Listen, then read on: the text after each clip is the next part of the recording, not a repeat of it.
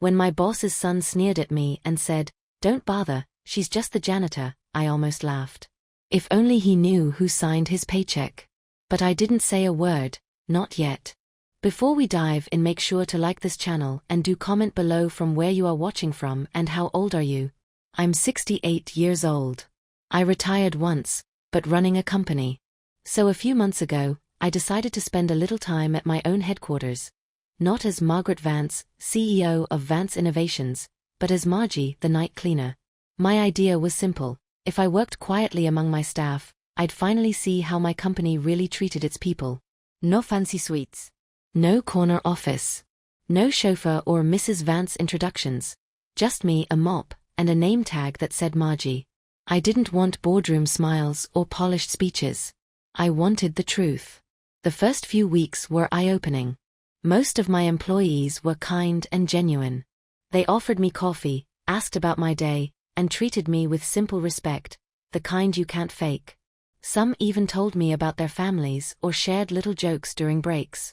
I saw warmth, teamwork, and a sense of pride that reminded me why I'd built this company in the first place.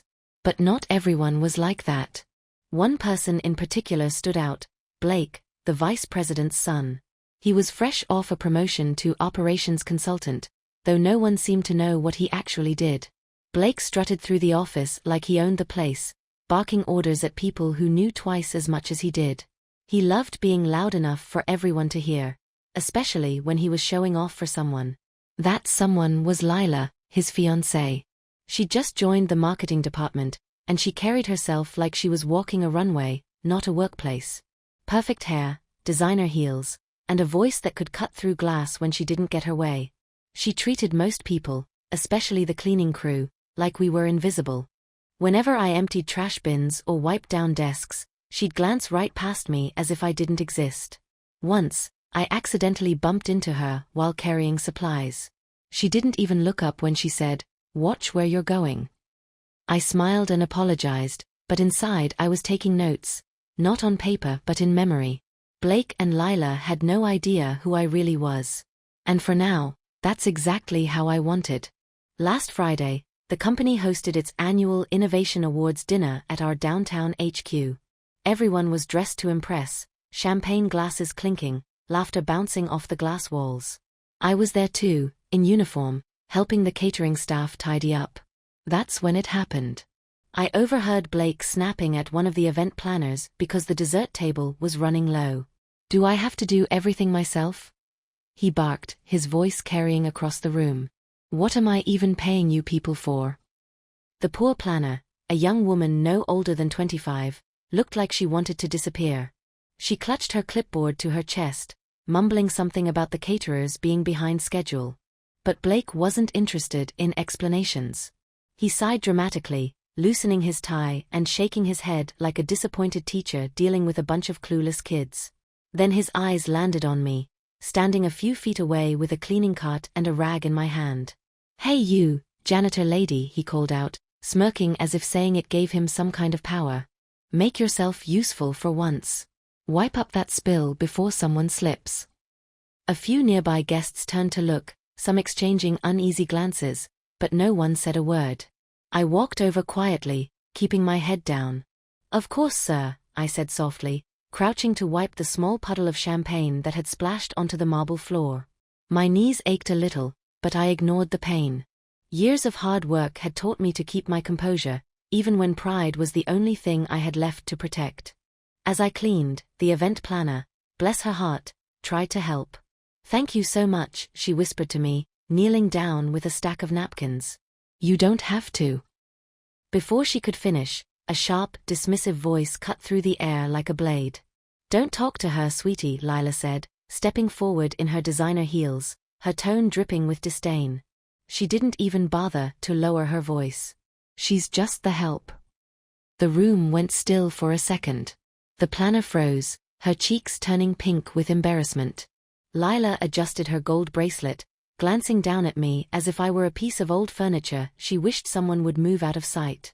"Honestly," she continued with a scoff, "some people just don't know their place." Blake laughed, an ugly, hollow sound that echoed off the crystal chandeliers. "Relax, babe," he said, slipping an arm around her waist. She's fine. She's lucky to even be here.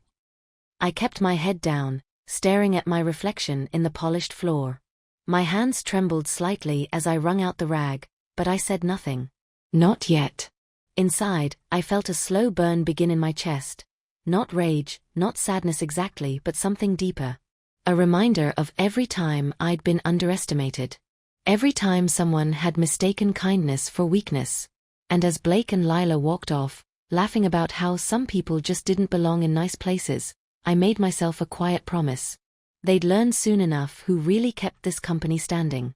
The next morning, I arrived early. Not in my grey janitor's uniform, but in a sharp charcoal suit and a pair of black heels I hadn't worn in years. My hair was neatly styled, and my name badge this time said Margaret Vance, not Margie. As I stepped through the glass doors of the building, the morning light bounced off the lobby floors I'd mopped the night before.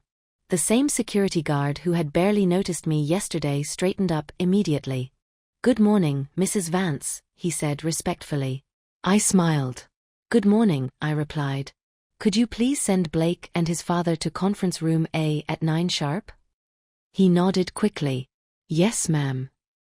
I made my way upstairs, heels clicking against the polished tile. The same employees who had walked past me the night before without a glance were now greeting me with polite smiles and a few nervous hellos. I didn't blame them. I'd kept my identity a secret for a reason. By 9:10, the conference room door opened. Blake walked in first, looking half awake and slightly hungover. His tie was crooked, his shirt wrinkled. His father, David Warren, my vice president of operations, followed behind him looking pale and uneasy, like he already knew why they were there. "Mrs. Vance," David said softly, clearing his throat. "I didn't realize you'd be in today." I looked up from the folder in front of me. "Surprise," I said with a calm smile. "Have a seat." They both sat down. Blake looked from me to his father, confused. "Wait a second," he said, squinting. You're the janitor? From last night?" I closed the folder slowly and folded my hands on the table. "No, Blake," I said, meeting his eyes. "I'm the owner." For a moment, no one said a word.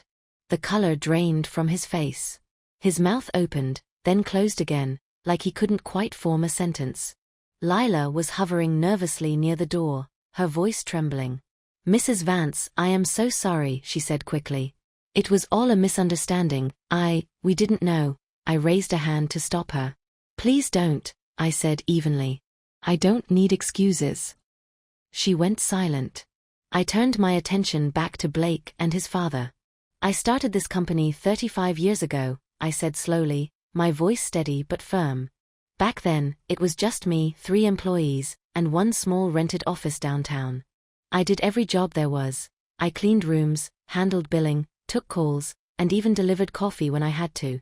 And I built this company on one simple foundation: respect." I stood up and began walking slowly around the table. Respect for our clients. Respect for our staff. And respect for every single person who walks through these doors, no matter what their title is. Blake stared down at the table, his face bright red. His father looked like he wanted to sink through the floor. "Last night," I continued, "you violated that. You humiliated a member of my staff, or so you thought, in front of guests, colleagues, and customers. You didn't treat me poorly because I was me. You treated me poorly because you thought I was beneath you." Blake opened his mouth. "Mrs. Vance, I didn't mean." I stopped him with a quiet look. "You did mean it," I said. "That's what makes it worse." The room went completely silent. You could hear the clock ticking on the wall. After a long pause, I walked back to my chair, sat down, and folded my hands. "Effective immediately," I said calmly, "you're suspended from all duties. HR will discuss your next steps. And David," I turned to his father, "will be having a separate meeting about how this company's culture is being managed under your supervision." David nodded stiffly, unable to meet my eyes. Lila was standing frozen at the door, tears forming in her eyes. "Mrs. Vance, please." I looked at her gently but firmly. "Lila, the best apology isn't spoken, it's changed behavior. Let's see if you can manage that." As they left the room, I sat quietly for a moment, listening to the echo of the door closing behind them. I wasn't angry anymore. Just disappointed. But more than that, I was proud of myself. Proud that I'd built something worth protecting. And now, I was going to make sure everyone in my company remembered the most important rule of all: no one is ever just the help. It had been 6 months since that night. 6 months since Blake and Lila were escorted out of Vance Innovations, the same building where they'd laughed at me, the janitor. In those 6 months, business had flourished. Our new initiatives were thriving, morale was higher than ever, and employees who once felt invisible now spoke up with confidence. But one grey Tuesday morning, my assistant walked into my office looking uneasy. "Mrs. Vance," she said softly, "there are 2 people here to see you. They say it's urgent." I looked up from my paperwork. Names. She hesitated. Blake and Lila. I sat back in my chair, heart steady. "Send them in." They entered together, hand in hand, but they looked nothing like the polished, arrogant couple I'd last seen. Blake's suit was wrinkled. Lila's makeup was smudged from crying. Both of them looked defeated. "Mrs. Vance," Blake started, his voice barely above a whisper. "Please, I know I made a mistake. We both did. But we're asking for a second chance." Lila stepped forward, clutching her handbag like it was a lifeline. "I've applied to dozens of firms. No one will hire me after what happened. People talk, and when they find out you're the reason we were fired—" "I'm not the reason," I interrupted gently. "Your behavior was." She flinched, and Blake spoke quickly. "We've learned our lesson, truly. We were under a lot of pressure, trying to impress people. We didn't mean to disrespect the janitorial staff." I finished. "Or me, when you thought I was one of them?" He swallowed hard. "Both." I leaned back, studying them quietly. There was a time I might have softened immediately. I built my company on compassion, after all. But I also built it on accountability. "You know," I said finally, "I started as a cleaner once. Not for my company, but for someone else's. I was 19, with a baby on the way and no one to help me. Every night I scrubbed floors while men in suits walked by without even a hello." Blake and Lila stared at me, silent. I told myself that if I ever had power, I'd make sure everyone in my building, from the CEO to the janitor, felt respected. "You made that promise harder to keep." "I'm sorry," Lila whispered, her voice cracking. "We were horrible. I was horrible." I nodded. "Yes. You were." The room stayed quiet except for the hum of the air conditioner. Finally, I said, "I can't give you your old jobs back. Those seats belong to people who earned them, and kept their dignity while doing it." Blake's shoulders slumped. "I understand. But," I added, "there's a janitorial position open on the night shift. Part-time. No benefits, minimum wage, but honest work. It's where I started." Lila's mouth fell open. "You can't be serious." "I am," I said simply. "If you really want a second chance, start where respect begins." They didn't take the offer. They left my office quietly, eyes burning with shame, and I never saw them again. But the story didn't end there. 2 months later, I got a letter in the mail. Handwritten. The paper was wrinkled and smudged, but the words were steady. "Mrs. Vance, you were right. We didn't understand what respect meant until we lost it. After leaving your company, we took jobs cleaning offices. We've learned more in 3 months of honest work than we ever did in our so-called careers. Thank you, not for punishing us, but for showing us who we really were. Asterisk. Sincerely, Blake and Lila." Asterisk. I smiled as I folded the letter. People change when life humbles them, if they're lucky enough to listen. I slipped the note into my drawer beside a small brass keychain shaped like a mop bucket. A reminder of where I came from, and of how easily power can make people forget where they did. It was a quiet Sunday morning when I saw them again. I was walking through the downtown plaza on my way to the cafe I loved, the one with mismatched tables and cinnamon in the coffee. That's when I noticed a young couple standing outside a small storefront, carefully taping a handwritten sign to the glass door. "Grand opening, Monday. BL Cleaning Service. I froze. BNL. Blake and Lila. They hadn't seen me yet. Lila was straightening the sign while Blake was polishing the window with a rag, sleeves rolled up, his expression focused. They looked different. Softer somehow. Grounded. Gone were the expensive watches, the arrogance, the entitlement. In their place were tired but honest smiles, the kind that come from doing real work. I watched them for a moment longer before walking up. "Looks like you've been busy," I said. They both spun around, startled. Then Lila gasped. "Mrs. Vance." "Margaret, please," I said, smiling. For a second, no one spoke. Then Blake stepped forward, his voice steady but humble. "We didn't expect to see you here. We didn't know if we should." "I read your letter," I said. "It was good to hear you found something of your own." He nodded. "We started small. Just 2 clients at first. Office cleaning, residential work. Then word spread." He gave a small laugh. "Turns out people like us when we treat them right." Lila added softly, "It's not glamorous, but it's honest. And we're proud of it." I looked through the window into their tiny office, a desk, a vacuum, 2 buckets, and a single potted plant wilting a little in the corner. But it was theirs. "May I come in?" I asked. Lila hesitated. "Of course." Inside, I ran my hand over the counter. The smell of lemon cleaner lingered in the air. Everything was spotless. "You've done good work," I said. "Do you have steady clients yet?" "Not enough," Blake admitted. "We've been struggling to get commercial contracts. Big businesses don't trust small teams." I smiled slowly. "Some might." He frowned. "What do you mean?" I opened my bag and took out an envelope.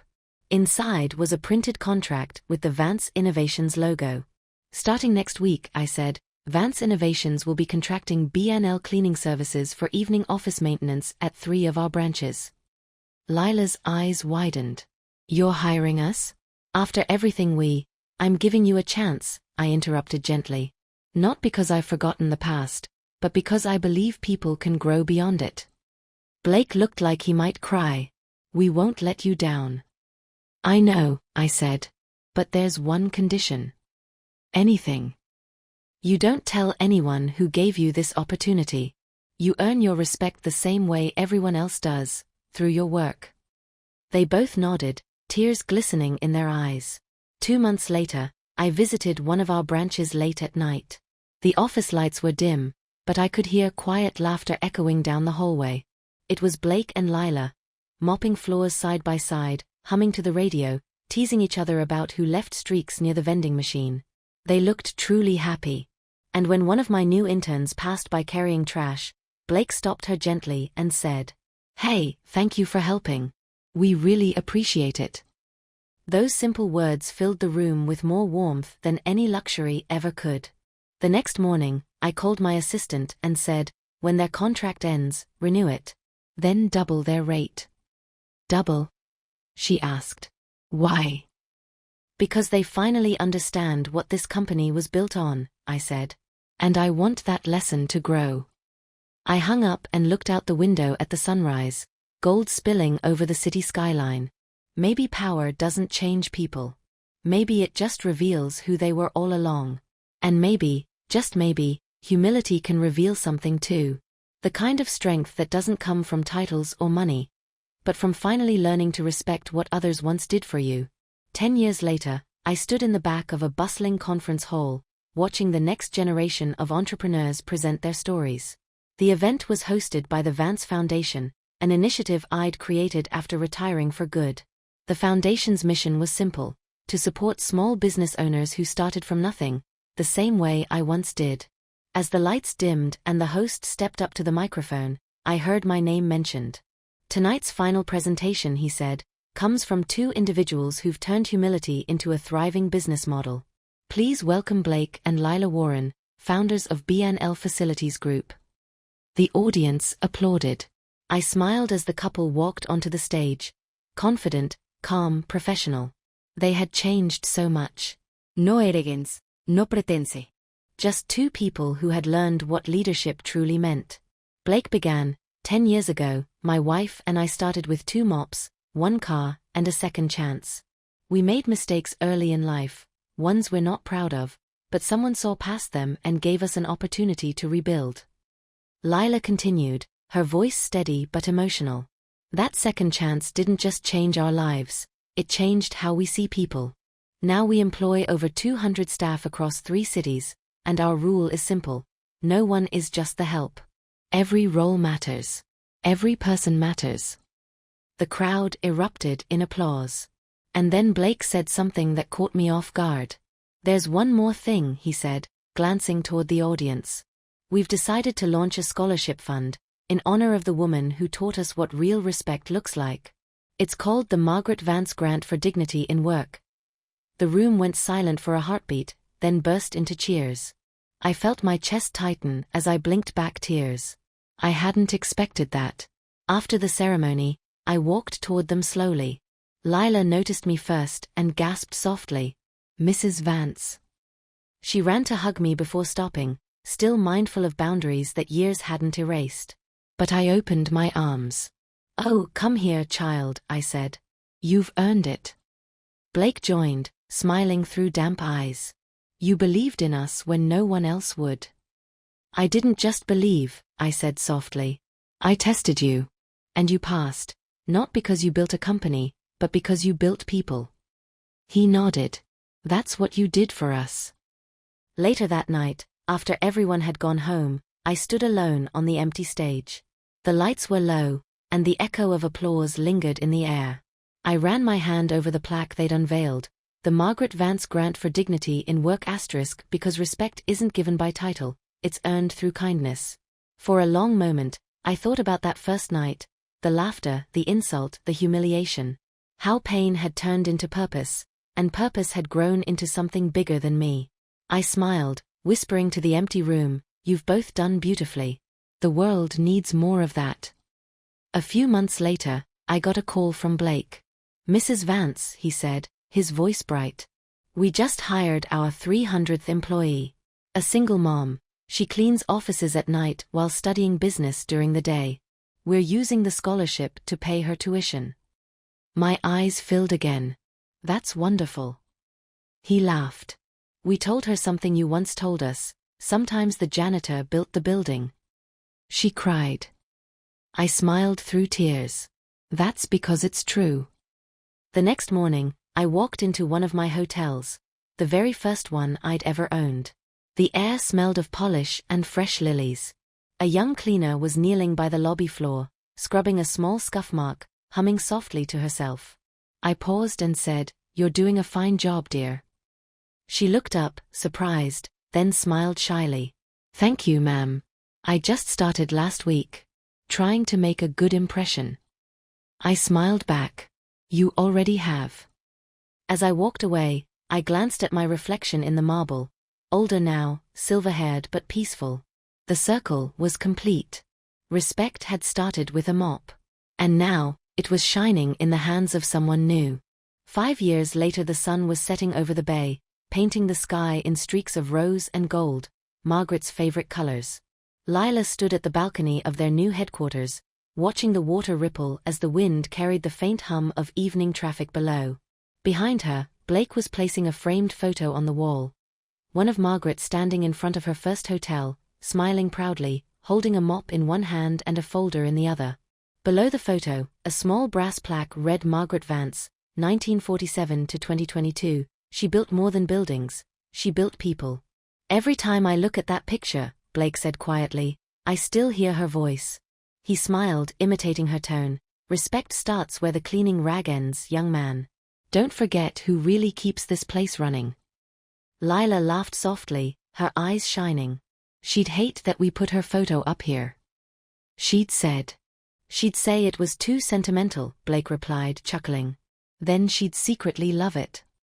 They fell silent for a moment, just listening to the wind whistle through the open windows. It had been 5 years since Margaret passed, peacefully, in her home overlooking the same bay where she'd once dreamed of building her empire. She'd left most of her fortune to her employees and to the Dignity in Work Fund, ensuring that every cleaner, cook, and caretaker who wanted to learn more could afford to. Down in the lobby, the new staff orientation was beginning. A group of young employees were gathered, wide-eyed and nervous, listening as the HR director spoke. On the screen behind him, a slide appeared with the title, "The Vance Principle, Everyone Matters." Lila watched from above, heart swelling. She whispered, "Look at them. They have no idea whose shoulders they're standing on." Blake nodded. "They will." Later that evening, as the last light faded, Lila walked through the quiet halls, checking doors, flicking off lights. She stopped when she saw the cleaning crew, 3 women and a man, finishing up the main corridor. One of them, a young woman with tired eyes and gentle hands, noticed her. "Evening, Mrs. Warren."